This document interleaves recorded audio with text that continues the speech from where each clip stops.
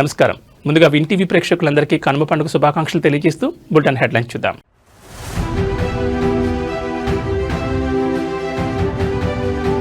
రేపు కాకినాడలో చంద్రబాబు పర్యటన, గ్రీన్ అమోనియా ప్రాజెక్టు ప్రారంభించనున్న సీఎం.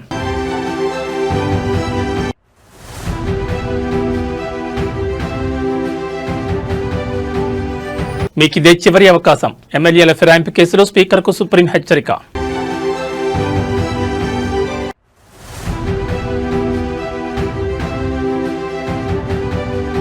గగనతలంలో మంత్రి జూపల్లి సాహసయాత్ర, హాట్ ఎయిర్ బెలూన్ ఫెస్టివల్ అట్టహాసంగా ప్రారంభం.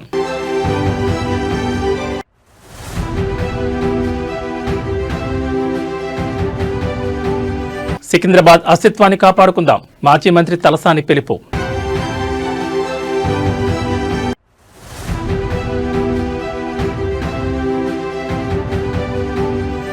జగ్గన్న తోటలో ఘనంగా ప్రబల తీర్థం, 5 లక్షల మంది భక్తుల కోసం ఏర్పాట్లు. ఇక వివరాలు చూస్తే, ప్రపంచంలోనే అతిపెద్ద గ్రీన్ అమోనియా ప్రాజెక్టుకు ఆంధ్రప్రదేశ్ ఆతిథ్యం ఇవ్వనుంది. AM green ammonia India private లిమిటెడ్లో green ammonia ప్లాంట్ను ప్రారంభించడానికి సీఎం చంద్రబాబు రేపు కాకినాడలో పర్యటించనున్నారు. చాలా సంవత్సరాలుగా పనిచేయని ఎన్ఎఫ్సీఎల్ ఫ్యాక్టరీని ఏఎం గ్రీన్ గ్రూప్ అనుబంధ సంస్థ అయిన AM green ammonia India limited కొనుగోలు చేసింది. కొత్త కంపెనీ తన గ్రీన్ అమోనియా ఉత్పత్తిని ప్రారంభిస్తుంది. వాస్తవానికి ఈ యూరియా ప్లాంట్ పబ్లిక్ లిస్ట్ చేయబడిన Nagarjuna fertilizers and chemicals limited యాజమాన్యంలో ఉండేది. ఏఎం గ్రీన్ అమోనియా దీన్ని 2024 ప్రారంభంలో కొనుగోలు చేసింది. ఈ ఒప్పందానికి ఏప్రిల్ 2024లో కాంపిటీషన్ కమిషన్ ఆఫ్ ఇండియా ఆమోదం లభించింది. ఏఎం గ్రీన్ గ్రూప్ గతంలో గ్రీన్కో జీరోసి అనుబంధ సంస్థ అయిన ఏఎం గ్రీన్ అమోనియా కాకినాడలో ప్రపంచంలోని అతిపెద్ద గ్రీన్ అమోనియా ప్రాజెక్టులో ఒకదాన్ని అభివృద్ధి చేస్తోంది. ఉత్పత్తిలో ఎక్కువ భాగం యూరప్కు ఎగుమతి చేయబడుతోంది. CM sir and honourable deputy CM sir AM green కంపెనీకి వచ్చి ఇక్కడ వీళ్ళ గ్రీన్ అమోనియా మ్యానుఫ్యాక్చరింగ్ ప్లాంట్ని ఇనాగ్రేట్ చేయడం జరుగుతుంది. ప్లేస్ అంతా ఒకసారి చెక్ చేసుకొని హెలిప్యాడ్ దగ్గర, రూట్లో, పైలాన్ ఇనాగ్రేషన్ దగ్గర, అట్లనే డయాస్ దగ్గర అన్ని నెసరీ బందోబస్తు అరేంజ్మెంట్స్ చేయడం జరిగింది. Will make sure that programme goes off peaceful. It is not about numbers అండి. ప్రతి చోట ఎంతమంది అయితే ఉండాలో, ఎంత అవసరం ఉందో అంతమంది మళ్ళీ డిప్లాయ్ చేయడం జరిగింది. ఇప్పటికే తగినంత సమయం ఇచ్చామని, ఈ లోపల నిర్ణయం తీసుకోవాల్సి ఉండేదని ధర్మాసనం పేర్కొంది. ఇకపై కూడా నిర్ణయం తీసుకోకుండా ఆలస్యం చేస్తే తగిన పరిణామాలు తప్పవని సుప్రీంకోర్టు స్పీకర్కు హెచ్చరించింది. మిగిలిన 3 ఎమ్మెల్యేలపై వెంటనే నిర్ణయం తీసుకోవాలని హైకోర్టు ఆదేశించింది. కోర్టు సూచనల ప్రకారం 2 వారాల్లో 3 ఎమ్మెల్యేలపై తీసుకున్న చర్యల వివరాలతో అఫిడవిట్ దాఖలు చేయాలి. ఈ కేసులపై 2 వారాల తర్వాత తదుపరి విచారణ జరగనుంది. ఈ సందర్భంగా స్పీకర్ తరపు న్యాయవాదులు మిగిలిన 3 ఎమ్మెల్యేలపై విచారణ పూర్తి చేయడానికి 4 వారాల సమయం కోరారు. దీనిపై స్పందించిన సుప్రీంకోర్టు 2 వారాల్లో స్పష్టమైన వివరాలు అందిస్తే అవసరమైతే 4 వారాల సమయం ఇవ్వడానికి సిద్ధంగా ఉన్నామని స్పష్టం చేసింది.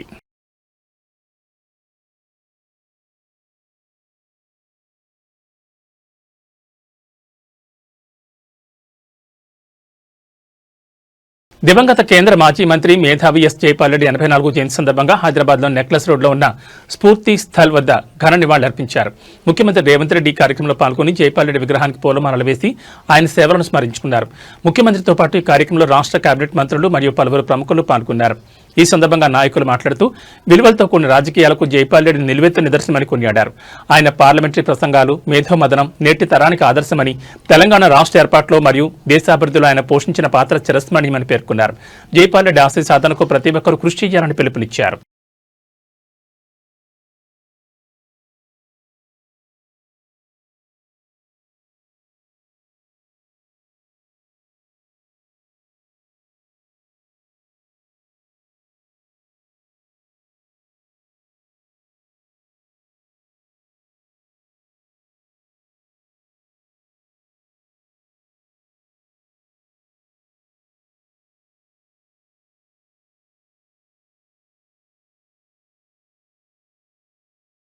బీఆర్ఎస్ నేత మాజీ మంత్రి తలసాని శ్రీనివాస్ యాదవ్ మరోసారి కీలక వ్యాఖ్యలు చేశారు. సికింద్రాబాద్ పేరు మార్చేందుకు కుట్ర జరుగుతోందని అన్నారు. రేపు ఉదయం 9 గంటలకు సికింద్రాబాద్ అస్తిత్వం, ఆత్మగౌరవం పోరాటం ర్యాలీ జరుగుతుందని చెప్పారు.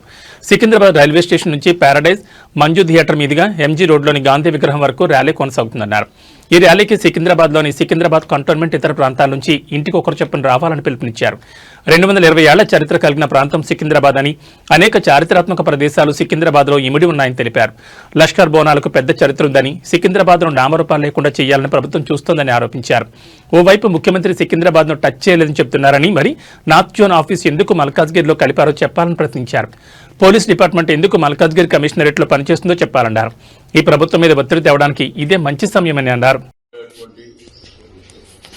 సికింద్రాబాద్ అస్తిత్వం ఆత్మగౌరవ ర్యాలీ ఏదైతే ఒక శాంతియుతమైనటువంటి ర్యాలీని చేపట్టడానికి రేపు ఉదయం 9 గంటలకు సికింద్రాబాద్ రైల్వే స్టేషన్ మీదుగా Prashant theatre, clock tower, factory centre, అదేవిధంగా Manju theatre, Paradise, Gandhi statue వరకు ఈ ర్యాలీ కొనసాగుతుంది. అయితే సికింద్రాబాద్ అస్తిత్వం, సికింద్రాబాద్ ఆత్మ గౌరవానికి సంబంధించినటువంటి అంశంలో సికింద్రాబాద్ కంటోన్మెంట్, సికింద్రాబాద్ పరిసర ప్రాంతాల్లో ఉన్నటువంటి ప్రతి ఒక్కరికి రిక్వెస్ట్ చేసేది, ఇంటికి ఒక్కరు రండి. ఇది మన యొక్క అస్తిత్వం, మన ఆత్మ గౌరవం. అందరూ కూడా భాగస్వామ్యం కావాల్సినటువంటి అవసరం ఉన్నది. నేను ప్రధానమైనటువంటి రాజకీయ పార్టీలు కానీ, స్వచ్ఛంద సంస్థలు కానీ అందరూ కూడా ఇన్వైట్ చేస్తాం. ఇది మన ప్రాంతం 220 సంవత్సరాల సుదీర్ఘమైనటువంటి చరిత్ర ఉన్నటువంటి ప్రాంతం. మీకు సికింద్రాబాద్ రైల్వే స్టేషన్ కావచ్చు, గాంధీ కావచ్చు, పొల్లారం కావచ్చు, అదేవిధంగా రాష్ట్రపతి బిడ్డి కావచ్చు, కంటోన్మెంట్ కావచ్చు, ఉస్మానియా యూనివర్సిటీ ఆర్ట్స్ కాలేజ్ కానీ, మహబూబ్ కాలేజ్ కానీ, అంటే విద్యారంగ సంస్థలు. రెండోది దీనికి ఒక ప్రధానమైనటువంటి చరిత్ర ఉంది, లష్కర్ కోణాలు. ఇవన్నీ ఉన్నటువంటి సికింద్రాబాద్ ప్రాంతాన్ని ప్రభుత్వం నామరూపాలు లేకుండా చేయాలనేటువంటి ఒక ప్రయత్నం జరుగుతుందో దాన్ని ప్రొటెస్ట్ చేయడానికి ఒకవైపున ముఖ్యమంత్రి గారు సికింద్రాబాద్ టచ్ చేయలేదు. మరి ఎందుకు నార్త్లో ఆఫీస్ మల్కాగిరి అయితే చెప్పవలసినటువంటి అవసరం. మాంకారి కానీ, బోండా మార్కెట్ కానీ, బేగంపేట ప్రాంతాలు కానీ ఎందుకు మల్కాగిరి కాన్సన్ట్రేషన్ పెట్టలేదు? ఎందుకు అక్కడ పోలీస్ డిపార్ట్మెంట్ మరి మల్కాగిరి కమిషనరేట్లో పనిచేస్తుందో చెప్పవలసినటువంటి అవసరం ఉంది. అయితే నేను అన్ని వర్గాల ప్రజలు ఈరోజు సమాజంలో ఉన్నటువంటి సికింద్రాబాద్తోని, ఈ భూమితోని, మట్టితోని అనుబంధం ఉన్నటువంటి ప్రతి ఒక్కరికి, ఇంక్లూడింగ్ మీడియా, ప్రెస్ అందరినీ కూడా వ్యాపార సంస్థలు కానీ, యూనియన్స్ కానీ, కాలనీస్ కానీ, అమాలీస్ కానీ, ఆటో యూనియన్లు కానీ, అడ్వకేట్లు కానీ, డాక్టర్లు కానీ అందరికీ కూడా మనం ప్రభుత్వం మీద ఒత్తిడి చేయడానికి మన ఏకైక మార్గం గాంధేయ మార్గంలో ఒత్తిడి చేయడం. దీనికి ముఖ్య అతిథిగా కేటీఆర్ గారు, మరి అదేవిధంగా గౌరవ శాసనసభ్యులు, శాసన మండలి సభ్యులు వీళ్ళందరూ సంఘీభావంగా రేపు వస్తూ ఉన్నారు. కాబట్టి దయచేసి సికింద్రాబాద్ ప్రాంత ప్రజలందరికీ రిక్వెస్ట్ చేస్తున్నాం. చారిత్రక గోల్కొండ కోట సమీపంలోని గోల్ఫ్ క్లబ్ వేదికగా హాట్ ఎయిర్ బెలూన్ ఫెస్టివల్ అట్టహాసంగా ప్రారంభమైంది. పర్యాటక సాంస్కృతిక శాఖ మంత్రి జూపల్లి కృష్ణారావు ఈ వేడుకలకు శ్రీకారం చుట్టారు. ప్రారంభోత్సవం అనంతరం మంత్రి స్వయంగా హాట్ ఎయిర్ బెలూన్లు విహరించి సందడి చేశారు. ఆకాశ మార్గంలో సుమారు గంటన్నర సేపు 13 కిలోమీటర్లు విహరించారు. హైదరాబాద్ గోల్కొండ కోట సమీపంలోని గోల్ఫ్ క్లబ్ నుంచి ప్రారంభమైన హాట్ ఎయిర్ బెలూన్ అప్పోజిగూడ శివార్లో దిగింది. ఈ సందర్భంగా మంత్రి జూపల్లి కృష్ణారావు మాట్లాడుతూ తెలంగాణ పర్యాటక రంగంలో ఇదొక కొత్త అధ్యాయమని మంత్రి అభివర్ణించారు. వినూత్న ఆలోచనలకు తెలంగాణ వేదికని చెప్పడమే ఈ కార్యక్రమం ముఖ్య ఉద్దేశమన్నారు. ఒకవైపు international kite and sweet festival ద్వారా తెలంగాణ సంస్కృతి, సాంప్రదాయం మరియు ఆతిథ్యాన్ని చాటుతుండగా మరోవైపు hot air balloon, drone festival ద్వారా ఆధునిక సాంకేతికతను, భవిష్యత్ దృక్పథాన్ని ప్రపంచానికి పరిచయం చేస్తున్నామని తెలిపారు.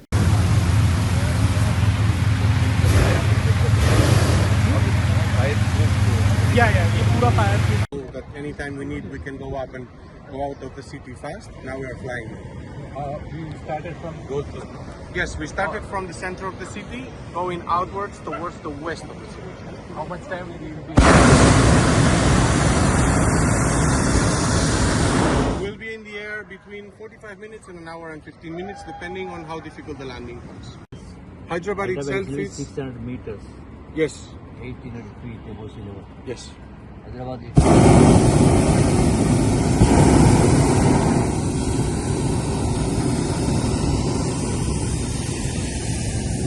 Just when we are going over and under and over and under the balloons, we have to. that means we are 300 meters This is above EGL ground or level. MSL? Just above ground level. Yes. This is above ground. Above ground level, and this is above sea level. Lot of data. Because for the traffic, air traffic control, I need to tell them all the altitudes in feet. What I felt initially, 2,800 feet or 700 feet means above the ground level. But Yes, but it is above the sea level. Minus 1,800 feet. Yes, exactly. Hyderabad itself is located above sea level is 800 feet. That is correct, Around sir. 600 meters. Yeah. ATC gave us the clearance What to. I felt, we should go 2,500 meters from ground level. Telangana tourism టెక్నాలజీని సాంకేతికతను జోడించే కార్యక్రమం hot air balloon అంటే ప్రపంచ స్థాయిలో జరుగుతున్నటువంటి అత్యంత advanced technology ఇక్కడ డ్రోన్ షో అంటే 2,800 అడుగుల ఎత్తుకు చూస్తూ ఉన్నారు ఇవే డ్రోన్స్ వాటర్ బెలూన్స్. సో అందులో కూర్చొని ఆకాశంలో ఎగరడం అనేది ఒక కొత్త అనుభూతి. తెలంగాణ టూరిజాన్ని ప్రమోట్ చేసే దానిలో భాగంగా అంతర్జాతీయ స్థాయిని అందుకునేటువంటి కార్యక్రమం. ఇది గొప్ప అనుభూతి. ఇది తెలంగాణనే కాదు, యావత్ దేశంలో అట్లాగే ప్రపంచంలో ఉన్నటువంటి పర్యాటకులు రప్పించేటువంటి కార్యక్రమం. హాట్ ఎయిర్ బెలూన్ షో ఇక్కడ ఒకటి కాదు, సుమారుగా 15 బెలూన్స్ దగ్గర ఉన్నాయి. ఇక్కడ ఒక్కొక్క బెలూన్లో 4, 5 మంది, 9 మంది, 10 మంది. సో భవిష్యత్తులో ఇంకా పెద్ద ఎత్తున పెద్ద కెపాసిటీ బెలూన్స్ తెచ్చేటువంటి ఈ యొక్క హాట్ ఎయిర్ బెలూన్స్ ద్వారా ఒకటి టూరిజాన్ని ప్రమోట్ చేయడంతో పాటుగా మన యొక్క తెలంగాణ వారసత్వ సంపద హెరిటేజ్ స్ట్రక్చర్స్ ఉన్నాయి.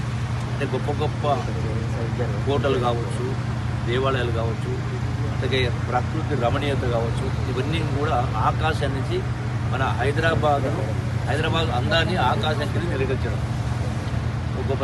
దీంతో పాటుగా ఎందుకు చేస్తామంటే టూరిజం ప్రొఫెషన్తో పాటుగా దీని ద్వారా నిరుద్యోగ యువత కూడా ఇక్కడ ఒక్కొక్క హాట్ ఎయిర్ బెలూన్ దగ్గర సుమారుగా 5 నుంచి 10 మంది పనిచేస్తూ ఉంటారు. ఈవెన్ పైలట్స్ కూడా భవిష్యత్తులో ఎంప్లాయ్మెంట్ అవకాశం ఇస్తుంది. ఇప్పుడు కొన్ని దేశాలలో 100 బెలూన్స్ 1000 బెలూన్స్ ఉంటుంది.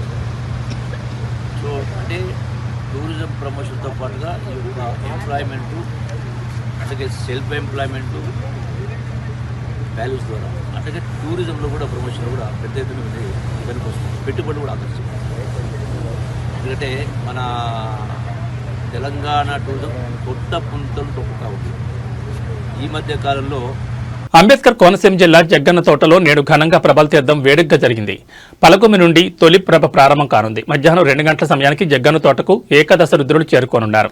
ఏకాదశ రుద్రులు పంట పొలాలను తొక్కుతూ దాటుకుంటూ జగ్గన్న తోటకు చేరుకుంటారు. జగ్గన్న తోట సమీపంలోని పంట పొలాలు, పంట కాలువను దాటే వేడుకను చూడడానికి ఇక్కడకు భారీగా జనాలు విచ్చేస్తారని ప్రభుత్వం అంచనా వేస్తోంది. ఈ ఏడాది దాదాపు 5 లక్షల మంది భక్తుల కోసం అధికారులు ఏర్పాట్లు చేశారు. ఇక ఇప్పటికే జగ్గన్న తోట ప్రభల తీర్థాన్ని ఏపీ ప్రభుత్వం రాష్ట్ర పండుగ ప్రకటించిన సంగతి తెలిసిందే. కోనసీమ జిల్లా వ్యాప్తంగా ప్రభల తీర్థం నిర్వహిస్తారు. ఇది ఓ ప్రాచీన సంప్రదాయం. 476 ఏళ్లుగా ఈ తీర్థాన్ని ఏటా సంక్రాంతి పండుగలో కనుమ రోజు జరుపుకుంటారు. ఏకాదశ రుద్రులు 11 గ్రామాల నుంచి బయలుదేరి జగ్గన్న తోటలో కొలువు తీరుతారని, ప్రజల క్షేమం గురించి అక్కడ చర్చించుకుంటారనేది ప్రజల నమ్మకం.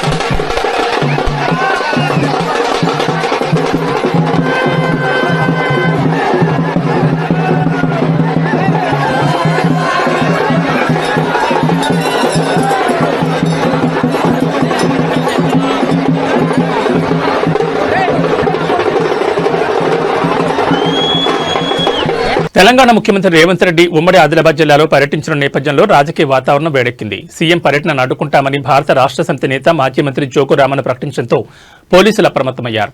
ముందస్తు చర్యగా ఆయనను గృహ నిర్బంధం చేశారు. జోగు రామన్ నివాసం వద్ద భారీగా పోలీసు బలగాలు మోహరించారు. రాష్ట్రంలో త్వరలో మున్సిపల్ ఎన్నికల నోటిఫికేషన్ వెలువడనుండటంతో కాంగ్రెస్ పార్టీ ప్రచార వ్యూహాలకు పదును పెడుతోంది.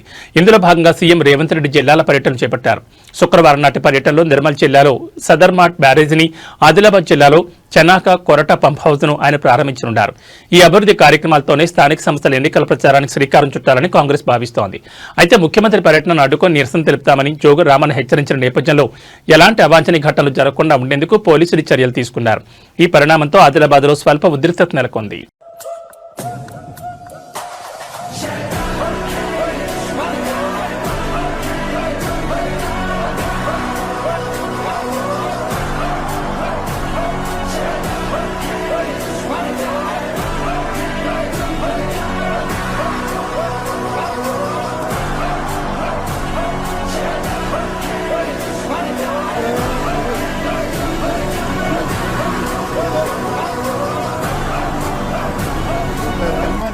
ప్రజాదరణ ఆశ్రమ నిర్వాహకుడు, సామాజిక కార్యకర్త గాది ఎన్నయ్య ఇంట విషాదం నెలకొంది. ఎన్నయ్య తల్లి తెరిసమ్మ కన్నుమూశారు. అనారోగ్య సమస్యలు, వయోభారం కారణంగా గత రాత్రి ఆమె తుది శ్వాస విడిచారు. ఆమె అంత్యక్రియలు రేపు జరగనున్నాయి. గత ఏడాదిగా తల్లి దగ్గరే ఉంటున్న ఎన్ఐఏ కేసులో ఇటీవల అరెస్టే ప్రస్తుతం చెంచల్గూడ జైల్లో ఉన్నారు. ఈ నేపథ్యంలో తన తల్లి చివరి చూపుకైనా ప్రభుత్వం ఎన్ఐఏకి అవకాశం కల్పిస్తుందా లేదా అని ఆయన శ్రేయోభిలాషులు చర్చించుకుంటున్నారు. కాగా మావోయిస్టులకు అనుకూలంగా వ్యాఖ్యలు చేస్తూ ప్రజలను ప్రేరేపించారనే ఆరోపణతో గాది ఎన్నయ్యను ఉపా చట్టం కింద అరెస్ట్ చేశారు.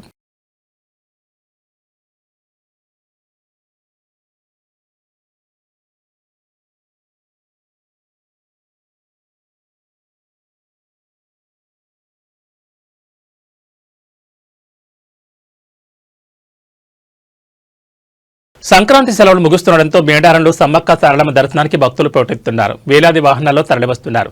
శుక్రవారం ఉదయం గట్టమ్మ దేవాలయం వద్ద ట్రాఫిక్ జామ్ ఏర్పడింది. వెంటనే అప్రమత్తమైన పోలీసులు వాహనాలను పార్కింగ్ స్థలాల వైపు మళ్లించారు. అటు గట్టమ్మ దేవాలయం భక్తులతో కిక్కిరిసిపోయింది. కాగా మేడారం మహాజాతర ఈ నెల 28 నుంచి 31 వరకు జరగనుంది.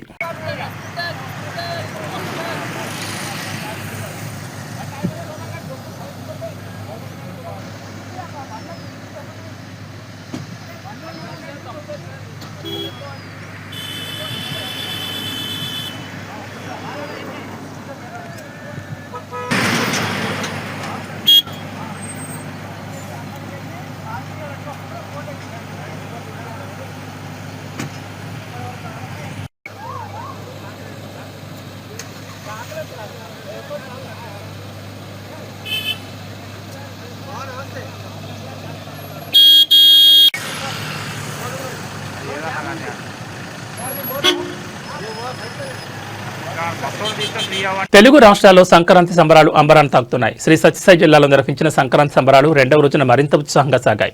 ఈ వేడుకల్లో మంత్రి సత్యకుమార్ యాదవ్ తన సతీమణితో కలిసి పాల్గొని ప్రత్యేక ఆకర్షణగా నిలిచారు. సంప్రదాయ వాతావరణంలో జరిగిన సంక్రాంతి వేడుకల్లో మంత్రి సత్యకుమార్ డాన్స్ చేసి అందరినీ అలరించారు. మెగాస్టార్ చిరంజీవి తాజా సినిమా మనశంకర్ వరప్రసాద్ సినిమాలోని పాటకు మంత్రి ఉత్సాహంగా అడుగులు వేయడంతో అక్కడి ప్రేక్షకులు చప్పట్లతో హర్షధ్వానాలు చేశారు. స్టేజ్ పైన ఉన్న డాన్సర్లు స్టెప్పులు చూపించడం, వాటిని మంత్రి ఫాలో అవుతూ కాలు కదపడంతో అంతా హుషారు వాతావరణం ఏర్పడింది. మంత్రి డాన్స్ కు స్పందనగా వేడుకల ప్రాంగణం మొత్తం పండగ సంబరాలతో మారుమోగింది. ప్రజలతో కలిసి పండగను ఆనందంగా జరుపుకోవడం విశేషంగా కనిపించింది. ఈ కార్యక్రమం స్థానిక ప్రజల్లో ఉత్సాహాన్ని రెట్టింపు చేయడంతో పాటు సంక్రాంతి పండగ సాంస్కృతిక వైభవాన్ని ప్రతిబింబించింది.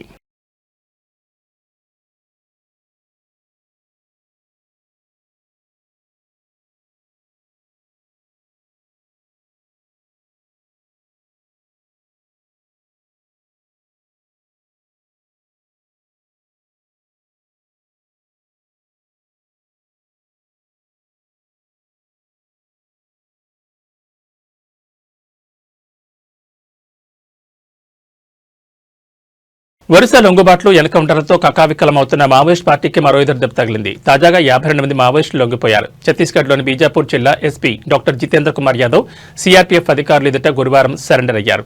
లొంగిపోయిన వారిలో 21 మంది మహిళలు, 31 మంది పురుషులు ఉండగా వీరిలో 49 మంది మావోయిస్టులపై 1.41 కోట్ల రివార్డు ఉందని పోలీసులు తెలిపారు. సరెండర్ అయిన వారిలో Dandakaranya special zone AOB, Bhamragarh area కమిటీకి చెందిన మావోయిస్టులు ఉన్నారని పోలీసులు తెలిపారు. రాష్ట్ర ప్రభుత్వం చేపట్టిన పునరావృత కార్యక్రమంలో భాగంగా వీరంతా లొంగిపోయినట్లు ఎస్పీ తెలిపారు. మావోయిస్టులు కాలం చెల్లిన సిద్ధాంతాలను వీడి జనజీవన స్రవంతిలోకి రావాలని ఎస్పీ పిలుపునిచ్చారు.